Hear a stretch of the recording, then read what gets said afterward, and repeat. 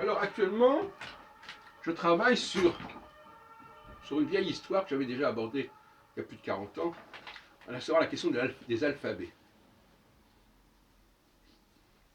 Alors l'autre jour, en voyant le film Cœurs ennemis, avec Keira Knightley, entre autres, qui se déroule en partie à Berlin, je crois, et il y avait des jeunes nazis qui portaient en tatouage 8-8.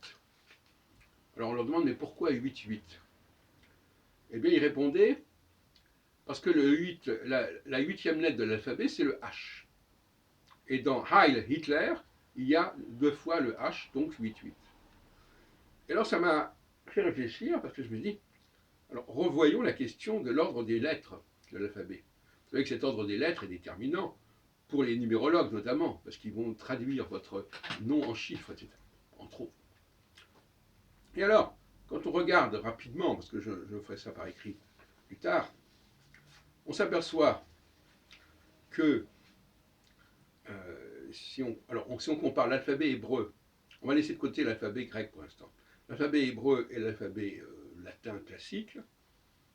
Alors on a A, B, C, D, bon là ça va, encore que C correspond au guimel, donc au gamma grec si on veut. Et puis alors on a donc A qui est une voyelle. Et tout le problème, ça aurait été de convertir l'alphabet hébreu en un alphabet comportant des voyelles. Alors le Aleph devient le A, le He devient le epsilon grec, A, B, C, D, E. Au lieu d'avoir Aleph, Bet, Gimel, Dalet, He, on a A, B, C, D, E. Ensuite, on a le F qui correspond au Vav. Là, c'est pas si surprenant que ça, puisque le Vav, le V, se prononce aussi Feu, comme en allemand, par exemple, Volk, ça se prononce Folk. Et après, nous avons vraiment un problème avec le Zain, qui est la 7e lettre de l'alphabet hébraïque, qui correspond à la 7e lettre française, G. On va voir le rapport entre Zain et le G. C'est ce qui m'a fait ça. Le G, d'ailleurs, qui correspondait au guimel, mais on a préféré mettre le C. Donc le français distingue le C et le G, et il met le G en face de la 7e lettre de l'alphabet hébraïque, qui est le Zain. Et puis après, on passe à Chet. Zain Chet, qui est donc le. Alors le Chet, c'est le 8, on vient de le dire. Et ça correspond dans l'alphabet latin au H. Donc le Chet devient le H. D'ailleurs, les Allemands prononcent le Hal, Hal, Heil. Alors que nous, on a un H très très faible. Moi, je ne m'appelle pas Jacques Heilbronn, mais en allemand, je serais Jacques Heilbronn.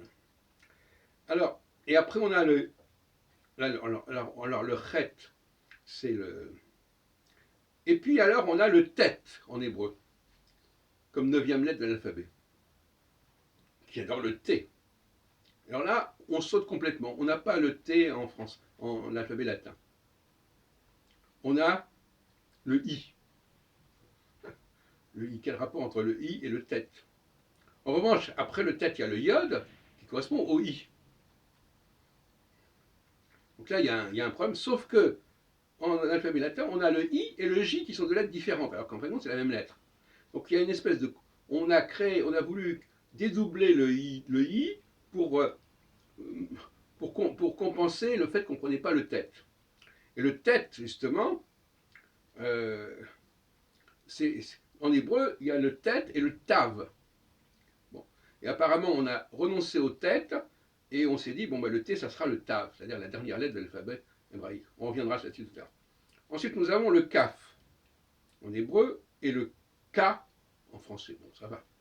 Après, on a le Lamed en hébreu, qui correspond d'ailleurs au grec lambda. Quand on dit quelqu'un lambda, c'est Lamed. Lamed, et donc là, c'est le Lamed, c'est le L français. Le M, le même hébreu, c'est le M français. Le N, Nun hébreu, c'est le N français. Et puis là, on a tout d'un coup le Samer, Nun Samer. Et Samer va correspondre au O. Hein, K-L-M-N-O. Quel rapport ont-ils entre le samer et le O? Eh bien, quand on écrit en cursive, le samer qui est écrit comme un O. Hein. D'ailleurs, dans un ouvrage qui s'appelle Mathématiques divinatoire, qui est publié en 83, je montre que le samer est, parce que moi, pour ma thèse, c'est que l'alphabet cursif hébraïque a un rapport avec les chiffres dits arabes. Bon. Et donc le O, ça devient le O. Donc voyez-vous là, on joue à ce moment-là. Voyez-vous, dans ce cas-là, c'est la forme de la lettre qui détermine le O. Bon. Après, nous avons le P. Bon. Sauf que, entre le samer et le P, il y a le Aïn. Et le Aïn disparaît. Et puis, ensuite, nous avons le Tzadé. Et là aussi, alors voilà, donc le Aïn disparaît, mais après on a le X. Alors le Tzadé, normalement, correspond au X probablement. Bon. Alors ça, c'est encore un problème assez confus.